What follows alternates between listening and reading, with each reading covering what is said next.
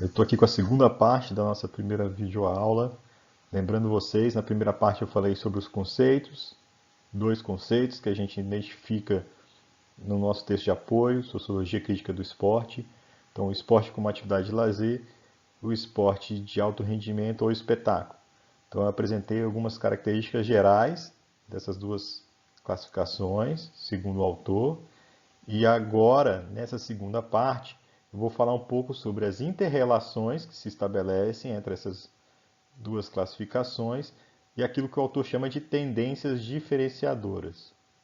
Esse é o foco dessa segunda parte. Então, começar aí com as interfaces, com as conexões entre elas.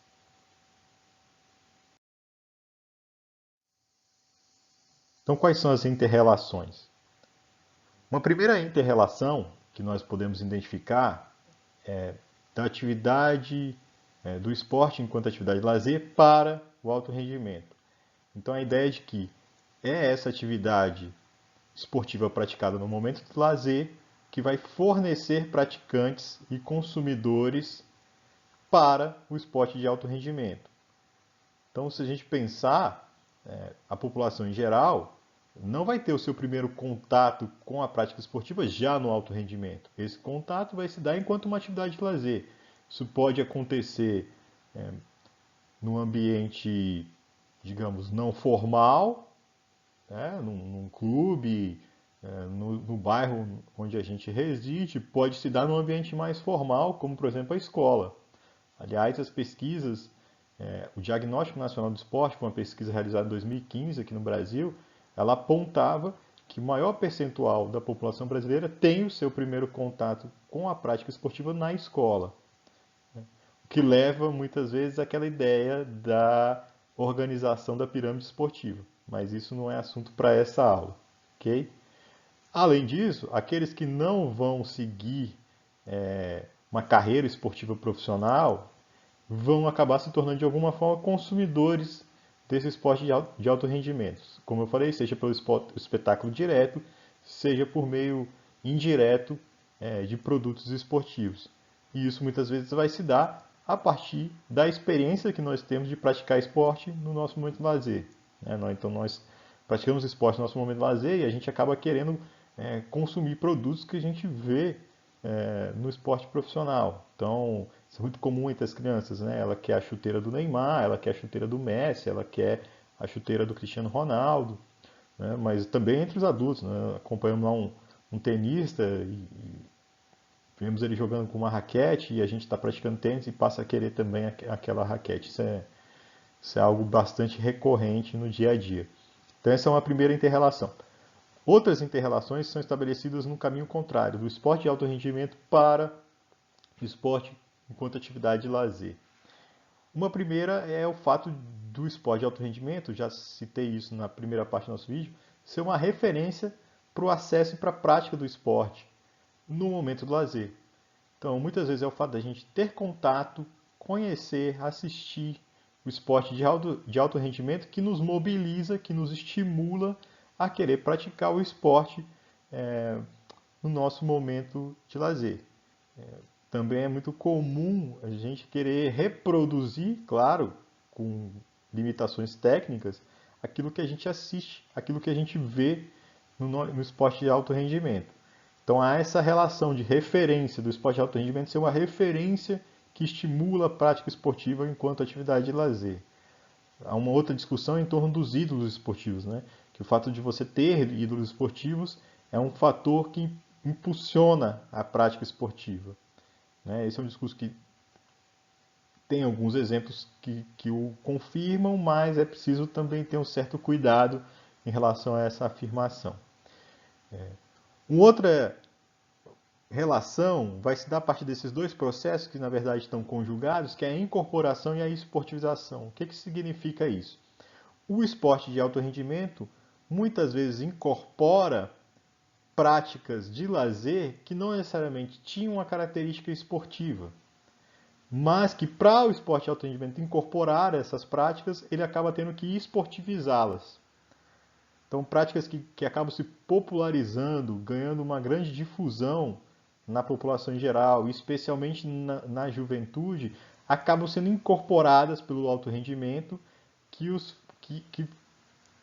ao incorporar essas práticas, faz com que elas passem por um processo de esportivização, que seria assumir as características, os códigos de uma instituição esportiva. Então, para ficar mais claro, eu vou dar aqui um exemplo, a questão do skate. O skate hoje é um esporte institucionalizado, com competições esportivas, com ranqueamento, inclusive sendo agora um esporte também olímpico.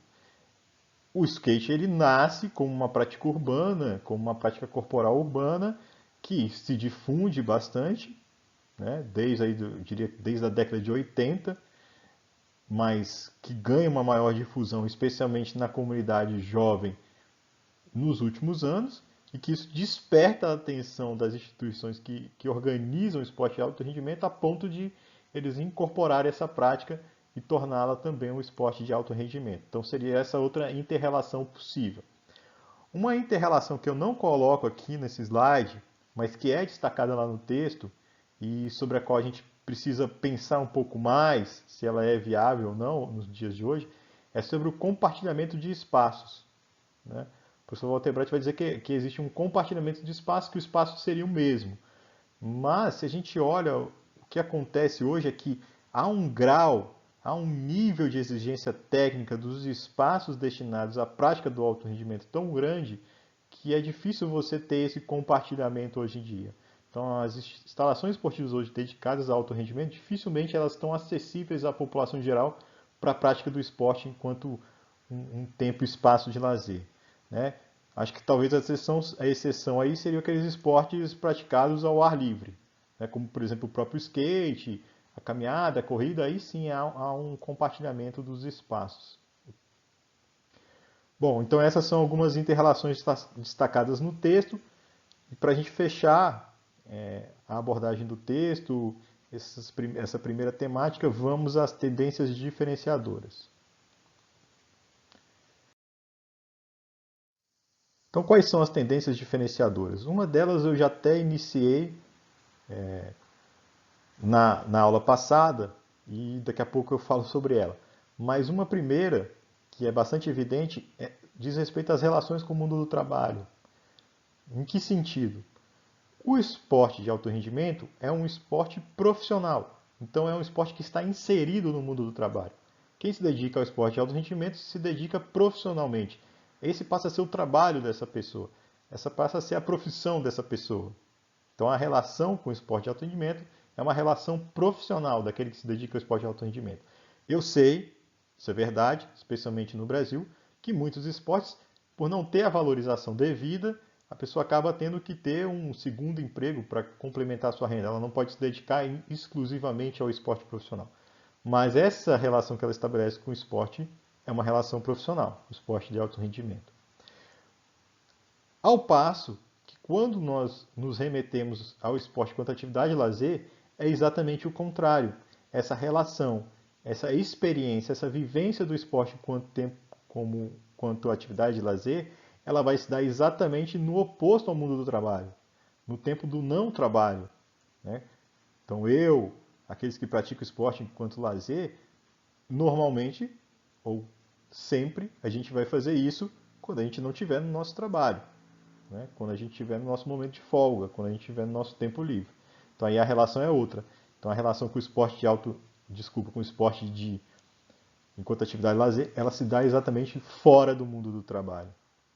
Então essa é uma tendência diferenciadora. A outra, como eu disse, já citada na primeira parte da nossa aula, diz a respeito ao sentido interno da prática, ou seja, aquilo que te mobiliza, quais são os valores, quais são os códigos que nós mobilizamos, que nos estimulam a buscar o esporte, seja como atividade de lazer, seja como uma atividade profissional, como um alto rendimento. Em relação ao lazer, nós já citamos, então pode entrar aí a questão da busca pela saúde, da promoção da saúde, a busca pelo prazer, a busca pela sociabilidade. Então são sentidos internos que nós mobilizamos e que, de certa medida, é aquilo que justifica a busca pelo esporte, né, no momento do lazer. Então, não necessariamente a performance esportiva é algo que eu busco quando pratico esporte enquanto atividade de lazer. Isso pode aparecer, mas normalmente aparece de forma secundária. De outro lado, no esporte de alto rendimento, a busca pela performance esportiva, a busca pela superação, pelo recorde, pela melhoria das suas marcas pessoais, a busca pela vitória, que pode se traduzir também em derrota, esses são os sentidos internos da prática. Isso é o que justifica a minha ida ao esporte de alto rendimento. Isso não significa que de forma secundária eu não possa ter prazer ao praticar o esporte com alto rendimento. Isso não significa que eu não possa tornar uma prática de alto rendimento lúdica. Mas isso não é o objetivo central, isso não é o sentido primeiro dessa busca do esporte enquanto atividade de alto rendimento. Então essas seriam as diferenciações em relação aos sentidos internos da prática. Com isso eu encerro a abordagem do nosso primeiro texto de apoio. Texto de apoio aqui diz respeito à sociologia crítica do esporte, introdução e o capítulo 1. Nós vamos aqui nessa disciplina só tratar dessa parte, mas fica o convite àqueles que quiserem se aprofundar que leiam os outros capítulos desse livro, que é um clássico da educação física. Então, até a nossa próxima aula. Muito obrigado. Um abraço em todos.